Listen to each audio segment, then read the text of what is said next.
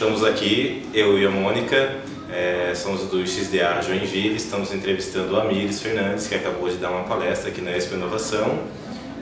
Tem uma série de perguntas que trouxemos dos nossos integrantes do XDA, do nosso grupo, do nosso Slack, para fazer para ela. Então, é bem bacana o vídeo, vale a pena assistir, assiste até o final. Então, Amílis, obrigada pela sua presença aqui com a gente, no XDA Joinville. Vou fazer a primeira pergunta é do Gil Vicente, é o outro líder local também daqui da nossa comunidade. Gil, né? Gil, esse mesmo. Pergunta é, como fazer com que os profissionais sejam mais qualificados ou que haja interesse do meio acadêmico para se tornar um profissional da área? Bom, eu acho que primeiro precisa definir a área, né? Eu acho que um dos grandes trabalhos que toda a comunidade deve fazer é dizer qual é o papel do Interaction Designer. Uma das coisas que fica muito claro lá fora é quem é essa pessoa e o que ela aporta para a empresa. Normalmente o Interaction Designer tem uma descrição de cargo que está mais próxima de um diretor de produtos do que realmente de um designer. Obviamente que quanto mais qualificado ele for como designer ou como programador ou como programador designer, isso melhora, mas o atributo negócios tem que estar misturado, porque muito mais do que saber a interação é para onde leva a interação e que regra de negócio ela vai ativar, né? Será que eu respondi? A segunda pergunta é, como mostrar às empresas o valor dessa área? Olha, eu acho que tem uma coisa muito séria com relação ao RH. O RH é formado em psicologia, eles sabem algumas profissões, têm alguns job descriptions. Poucos estão preparados para a transformação das descrições de cargo que existem hoje. Então, eu já vi descrições de Interaction Designer e solicitações de Interaction Designers lá fora que vão desde arquiteto de informação. Então, eles, na verdade, estão pedindo um arquiteto de informação, até um sujeito que é uma pessoa que, de verdade, é um gerente de produto. Vai realmente, do mais básico até o mais sofisticado. Se lá fora está assim, imagina aqui, onde a gente não consegue dizer o que faz um gerente de produto numa empresa como uma telecom. O que é esse gerente de produto digital dentro de uma telecom? Claro que em empresas como Terra, empresas mais digitais, mais nativas digitais, a descrição de cargo já está mais consolidada, mas aqui não. Então o grande trabalho é de educar o pessoal de RH.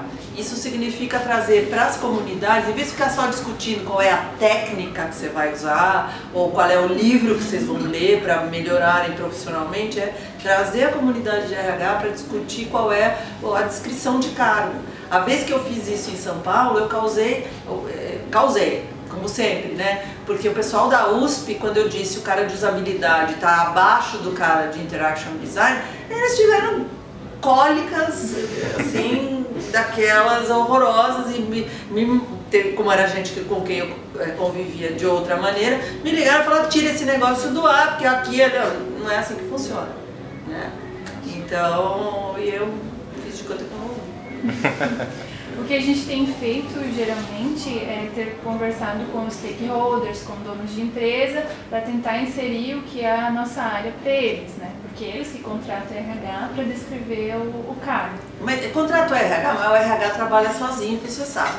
Sim. Né? E trabalha de acordo com as cabeças dele. E outra, eu acho que uma das grandes preocupações é ver se a pessoa no currículo bate com aquilo que está sendo pedido. Então, se eu estou pedindo uma pessoa que saiba design, eu tenho que ver se essa pessoa tem formação de design ou tem experiência em fazer trabalhos de design, que pode ser uma coisa ou outra, ou as duas.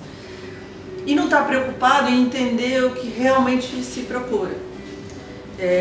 Obviamente que se a descrição do cargo for pobre, ou for pobre no sentido de limitado, você vai ter um problema. Porque eu acho que todas as descrições do que a gente é capaz de fazer hoje são pobres. Posso emendar uma pergunta, Mônica, que é um pouco relacionada com esse negócio de produto e tudo mais? É um tema que já venho participando de eventos e o pessoal vem muito debatendo sobre isso. que é, não sei se você passou por isso em uma das empresas que você trabalhou, que é como inserir os processos de UX dentro de uma empresa que trabalha com uma metodologia ágil tipo Scrum, por exemplo. O pessoal tem muita dificuldade em colocar o UX design dentro dessa metodologia, né? Acaba minificando os processos, deixando mais simples, e às vezes acaba que uma pesquisa etnográfica, por exemplo, pode ficar de lado e afetar o produto. Então, qual que é a sua visão sobre isso, assim? Olha, eu estou acabando de vir de uma consultoria de 3 meses, ninguém me pediu a pesquisa etnográfica, posso te garantir. Quem me contratou achava que eu era designer, olha só que coisa de louco, porque eu não sou designer no sentido técnico da palavra, eu não fico lá mexendo nas ferramentas para criar algo belo ou fazendo sketch, eu faço outras coisas. Eu seleciono boas cabeças, gente tecnicamente muito boa para poder fazer o trabalho. Eu acho que quando se trata de empresas, o principal é você ter o apoio da camada superior. Se esse pessoal não comprou ou não comprar a ideia de que você precisa de design de interação, design thinking, usar metodologias que dão base para algumas escolhas, obviamente você não tem o menor espaço para trabalhar. Ali, só nessa questão do mercado da área, a gente está até com um problema para criar a nossa grade curricular da especialização aqui da Univille. Eles abriram um curso de design de interface, aí misturaram programação, lógica básica, com design e assim, não vem gente, porque geralmente é programador que está interessado nessa área, então ele já sabe programar, não precisa de programação básica, e designer não quer aprender programação, entendeu? Daí o designer está errado. Exatamente. Só que daí não está fechando a turma, porque daí a gente fala, será o que a gente está misturando demais? Ou será que o público aqui de Joinville não está entendendo o que é a área? A grade, eu fiz o curso de Design Thinking, que inclusive o pessoal do Curupira tirou, a gente fez o trabalho com o pessoal do Curupira, era uma coisa bem ousada. Se vocês quiserem a gente conversa. Legal. Tá? Vou pedir, falar com o Roy, coordenador, o Roy vai gostar. Que está querendo montar. Acho que é o 3º, 4º ano que está montando a grade e não está fechando a especialização. Tô doida para me dar aula. Entendi então. Mais legal. Você está morando no sul? Estou morando no avião, amor. Olha só. Tá gravando? Eu como. Tá. Você vai fazer tudo isso, Fica mais casual. Esse daqui a gente... Eu comendo. Pra gente só. Depois eu edito, depois eu edito. Só fica o áudio daí. Tá, então tem mais uma pergunta aqui do Thiago Vieira. Ele está participando da comunidade online, mas ele mora em Rio Grande do Sul, se eu não me engano, mas ele está na nossa comunidade.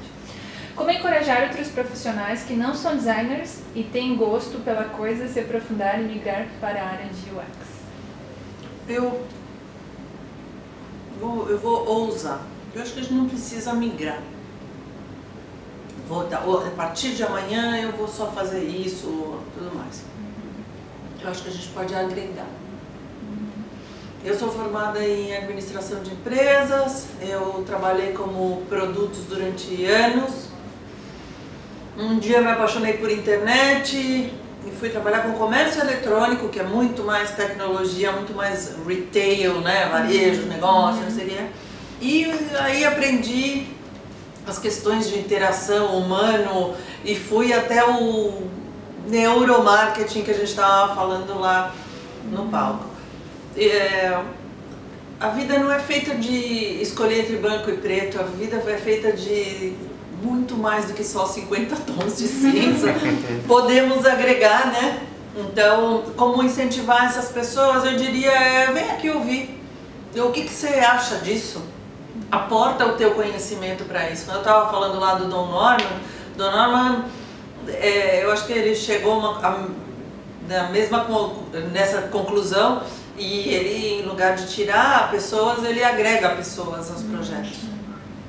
Porque cada um sempre vai ter alguma coisa interessante a dar e vai do faxineiro ao mega PhD em neurociência. O Adriano Martins também é da comunidade, ele fez uma pergunta meio extensa, vou tentar ler aqui devagarinho. Como se faz para incorporar o UX dentro de uma empresa? Como mudar a cultura da empresa? Por exemplo, uma empresa com uma cultura, visão, ainda que o design tem que fazer o layout bonitinho, do jeito que o cliente ou o dono da empresa quer e não focado no usuário. Como eu faço para mudar isso? Como incorporar o UX nessa empresa? Tipo, se na conversa não se consegue, como se faz? Tem algum método? O método, né? Todo mundo quer o método. Todo mundo quer o método, e eu vou te dizer que essa pergunta é uma pergunta recorrente e que eu me fiz durante muito tempo, para ser muitíssimo honesta, porque a dificuldade que ele sente é a dificuldade que todo mundo sente quando chega numa cultura adversa. Eu te diria o seguinte, você pode fazer com que pareça casual, que não quer dizer que é, a pessoa vê a pessoa sentindo dificuldade ao usar um produto da empresa. Pode fazer isso fazendo teste de usabilidade, chamando o dono para ir lá ver, o que pode acabar com o dono não querendo ir, ou você pode pura e simplesmente colocá-lo numa situação onde ele vai ser obrigado a ver. Essa segunda opção eu prefiro a primeira, porque quando você pede para as pessoas irem ver coisas que vão doer, é óbvio que ela não irá, né? Eu acho que começa por aí. Existem empresas que não estão preparadas e não querem, até que a aguinha começa a bater na canelinha, que é quando o concorrente começa a ter resultados melhores. Eu gosto muito dessa opção, porque nessa opção você começa a ter mais poder. Entendi. Entendeu? E aí, e tem vezes que a gente precisa reconhecer que a gente não vai conseguir mudar ninguém. Que o bicho é cabeça dura mesmo, eu quero assim, minha mãe gostou de amarelo, e o site vai ser dessa cor e acabou, e é isso que eu quero. Eu quero deixar inclusive esse site como legado para os meus netos. Eu já ouvi coisas desse tipo. Você pode ficar assim e você já se deu conta, né, numa situação dessa, que a melhor coisa que você faz é vai para outro lugar trabalhar, meu filho, que você ganha mais. Bom. Né? Aí agora tem outra pergunta do Thaleson. Qual é o desafio de trabalhar com Design Thinking UX em ambientes onde não há essa cultura? Basicamente é a pergunta anterior, né?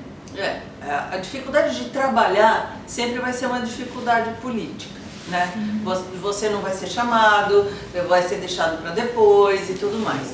O que eu fiz, porque eu também não consigo fazer de outro jeito, ninguém me pediu, ninguém me perguntou, eu peguei e fiz. Depois eu mostro o resultado para um, dois, chamo o outro, e vai acabando que você vai mudando, né?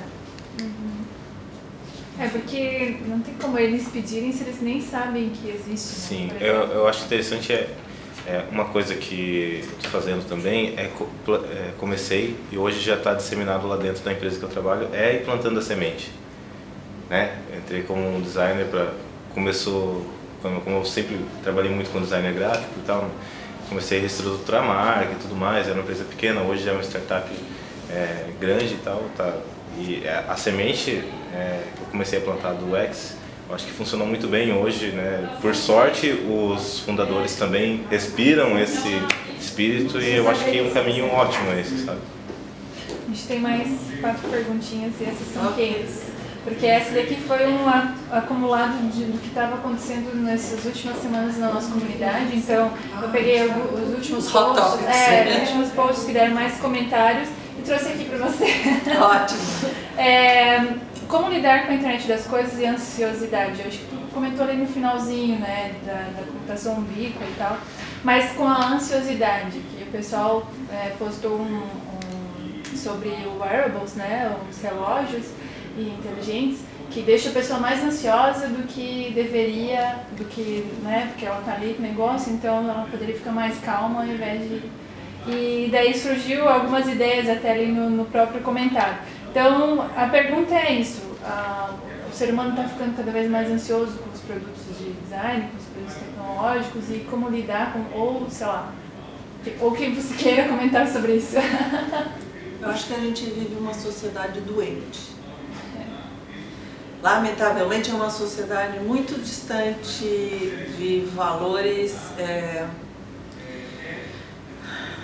humanos, A gente vive numa sociedade de aparência, onde o meu entretenimento é comprar e o meu divertimento é causar inveja. Não conheço ninguém no Facebook que teve dor de barriga, que está com dor de dente, que está chorando e que está com raiva, exceto de política, corta por aí. Mas as pessoas são todas pessoas mega perfeitas e tudo mais. A outra coisa é que tudo é impermanente.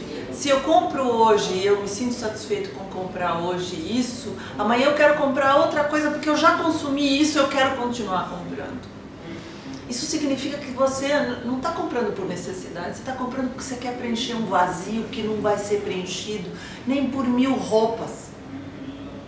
Porque o que você precisaria estar fazendo era abraçando uma pessoa. Os wearables, todos, não são os wearables que deixam a pessoa ansiosa. O que deixa a pessoa ansiosa é a necessidade absoluta de ser jovem e magra para sempre. Sem rugas. Porque as pessoas não podem ser aceitas, quando elas envelhecem, elas passam a ser descartadas. Mas é a realidade, as pessoas são mesmo descartadas para algumas coisas, mas elas são muito úteis para outras. Eu não posso ser chamada para fazer uma corrida de 100 metros rasos e ganhar uma Olimpíada, desculpa, eu posso até ter um excelente desempenho para velhinho, mas eu não posso ter o desempenho de um cara de 20 anos, porque eu não tenho mais estrutura física de uma pessoa de 15, 18, 20 anos. Mas as pessoas não se conformam de perder o lugar, porque na verdade perder o lugar também significa perder determinadas entradas de dinheiro. Acho que o exemplo máximo disso foi o Michael Jackson, né, com aquela deformidade, eu diria, psicológica dele, que se transformou na deformidade física, e hoje a gente tem Madonna, que não se permite envelhecer, me perdoa, ela precisa envelhecer. E aceitar que envelheceu. Né? E eu acho que é esse o grande problema. O problema não é o wearable. O problema é que a sociedade toda está calcada em valores que não são os melhores valores para que um ser humano possa exercer o que ele veio fazer aqui, que é aprender, experimentar, compartilhar, essas outras coisas. Ótimo. É isso mesmo.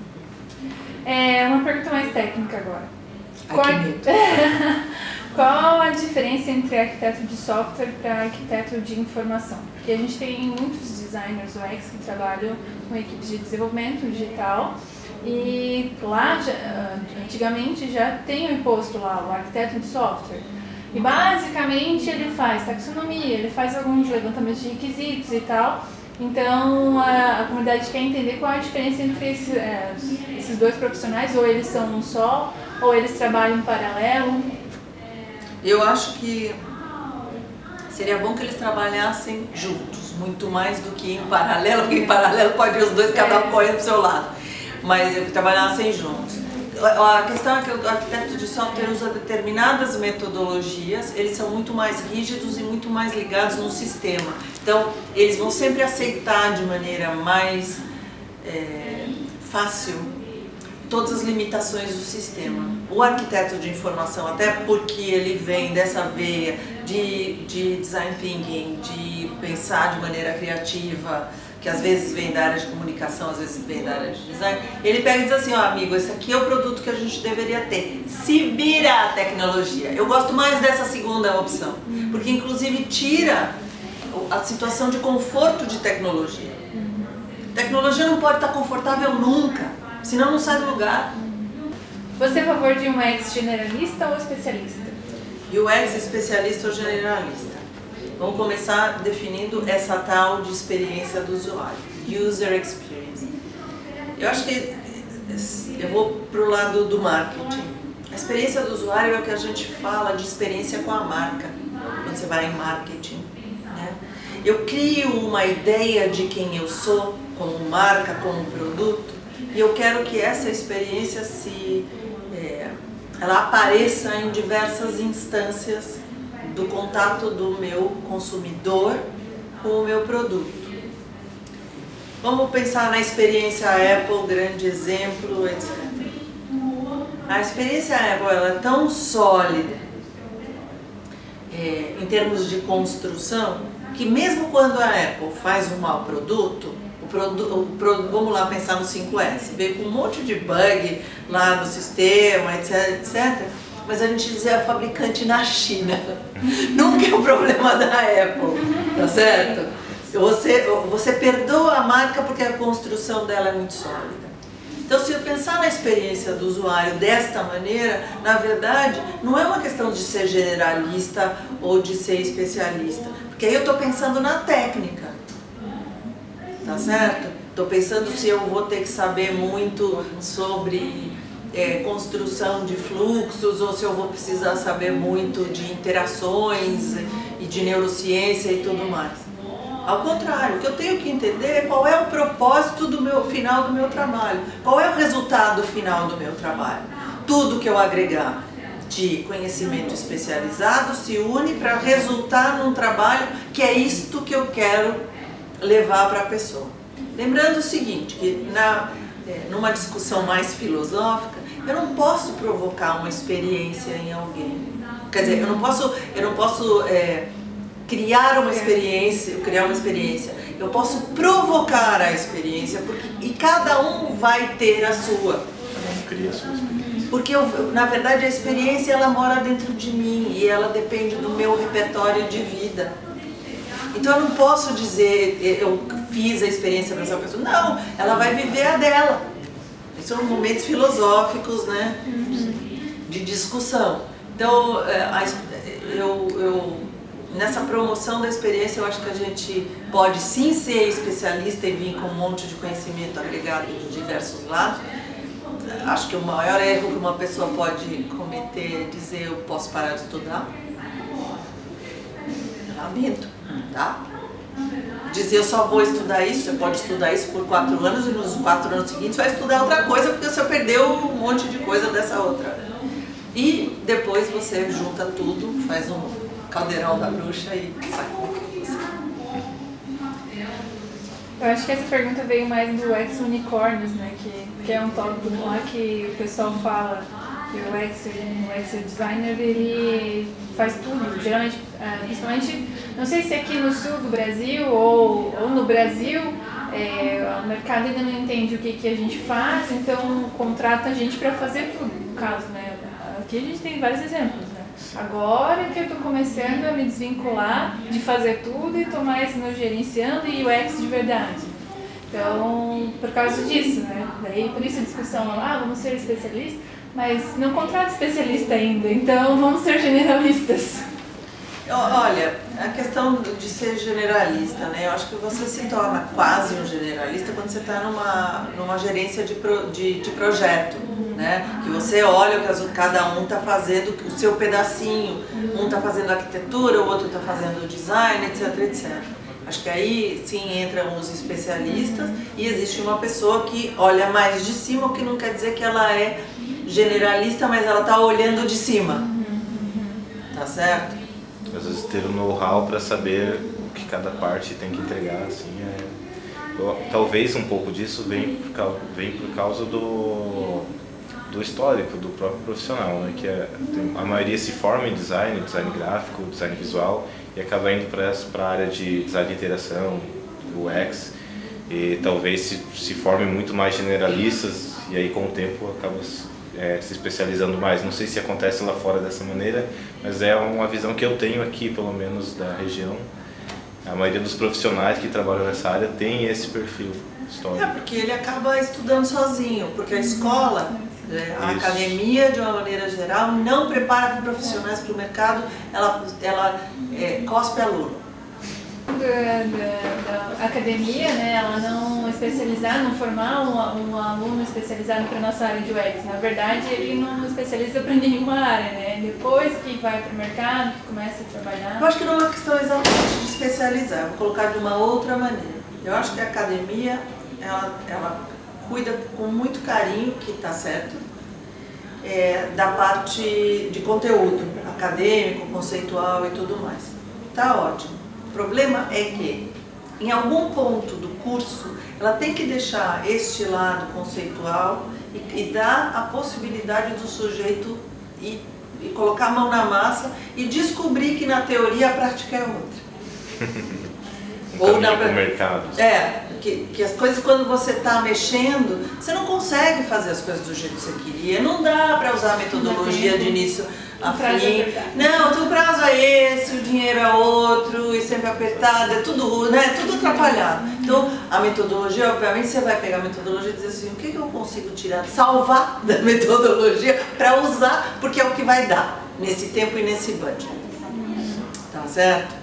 Eu acho muito engraçado quando eu vejo meus colegas lá que são antropólogos e tal, fazendo a tal da etnografia, e o cara está fazendo para a Intel. Então, qual é o tamanho, quanto dura o seu projeto? 6 anos. O mundo é lindo em 6 anos, né? Primeiro que você tem garantido 6 anos de trabalho, de salário, emprego e tudo mais que você quiser.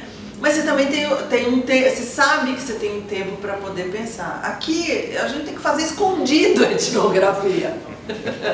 Então é uma situação completamente diferente. Você olha para a metodologia e diz o que eu vou salvar da metodologia para fazer.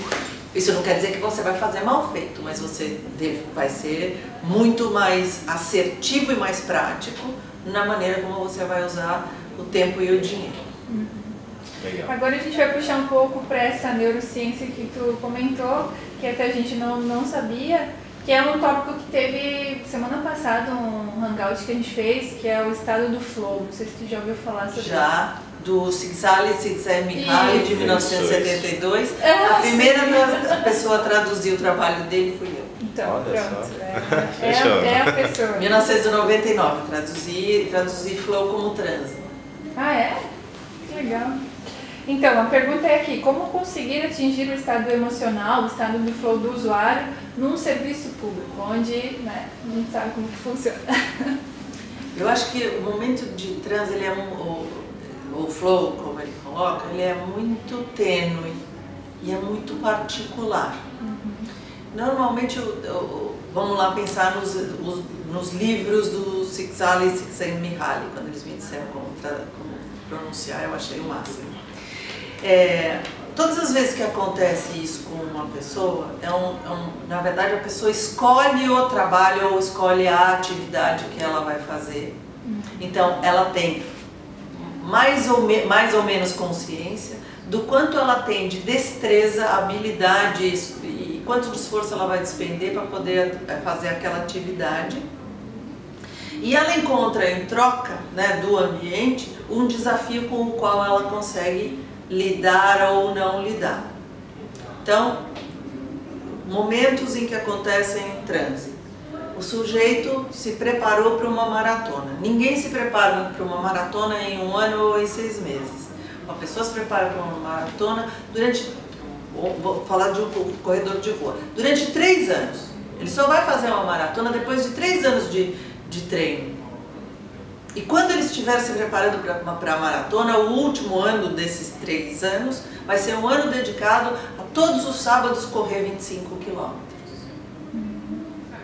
Antes dele correr uma maratona de 42, ele correu uma barbaridade de quilômetros antes disso. Por que ele tem que fazer isso? Porque ele tem que descobrir o ponto em que ele vai ter que superar a dor. A diferença entre um atleta de alta performance, como inclusive atletas de rua que correm maratonas e não ganham, e tudo. Esse também já é considerado um atleta de alta performance. E um cara aqui, ou uma outra pessoa, é o quanto ele suporta de dor. Então eu vou aprender aos poucos a lidar com a minha dor e com doer o joelho, doer o pé. E depois eu vou fazer provas no meio tempo para poder lidar com o tempo dos outros, o esforço dos outros, o perder para os outros. Então, esse estado de flow, ele na verdade ele é muito de dentro para fora e um pouco vem de fora para dentro. Eu não vou criar estado de flow num serviço público, a menos que eu entre e saia do serviço público sendo tratado do jeito que eu esperava. E aí nós temos um desafio, porque eu não sei como esta pessoa esperava ser tratada. Eu sempre acho engraçado nas minhas aulas, porque eu não me lembro nunca de ter tratado mal um aluno, de ter sido desrespeitosa, de ter entrado na sala de aula dizendo não estou com vontade de dar aula, nada assim. Mas de vez em quando eu recebo umas críticas e eu falo assim, gente, de onde veio isso? E porque eu tentei dar o melhor de mim, 99,9% dos alunos gostaram da aula, menos uma pessoa que inclusive fez um comentário bastante, né, desagradável. E aí eu me dou conta que o problema não sou eu, o problema às vezes é o outro. Então esse estado de transe, meu bem, esse estado de transe ele é um limite tênue, né? E o duro é descobrir qual é o ponto de agradar a todos no mesmo nível, sendo que nós estamos falando num serviço público, aí sim, de segmentos muito peculiares da sociedade. Você parar para pensar que você vai tratar com uma pessoa que não tem nenhuma educação formal, nível de compreensão baixíssimo, com todas as dificuldades do mundo, financeiras, cognitivas e tudo mais. Eu não posso oferecer o mesmo serviço para ela e para uma pessoa que chega lá com todos os documentos e com querendo sair logo. Né? Em estado de transe ou não. Pois é, os 8, está acabando, os 8 tópicos, eu conheço, provavelmente eu sei quais são os 8 tópicos que elas estão querendo falar. Quando eu estava para fazer minha tese, inclusive tinha um trabalho que falava sobre jogabilidade, sobre a apreciação do jogo, usando o trabalho do Mihaly. E o problema desse trabalho é que os indicadores, falando estatisticamente, os indicadores de sucesso de cada uma das coisas são difíceis de você descrever de maneira concreta para cada coisa. Eu posso dizer satisfação, mas o que é satisfação? O que é desafio? Porque ele é muito relativo ao usuário que está ali. Tá certo? Muito daquela mágica, daquela coisa de querer criar a experiência, né? Quando a gente não tem esse poder, a gente monta ali alguma coisa, mas quem vai definir a experiência é o próprio usuário. Eu recomendaria para vocês, para esse próximo trabalho que elas vão apresentar, lerem o trabalho do Mark Hasenthal. Se vocês quiserem do trabalho, porque ele é o contraponto do trabalho do Mihaly e de uma outra maneira e é super estruturado. Elas apresentaram um artigo em um congresso, alguma coisa assim, e daí estão vinculando mini workshops. Mas vai ser bacana. Amiris, é isso. Não sei se tu quer gravar o nosso cumprimento final de agradecimento. E a próxima vez que eu vier, eu venho para dar workshop. Obrigada. Obrigada, Amiris. Prazer. Obrigado, Amiris.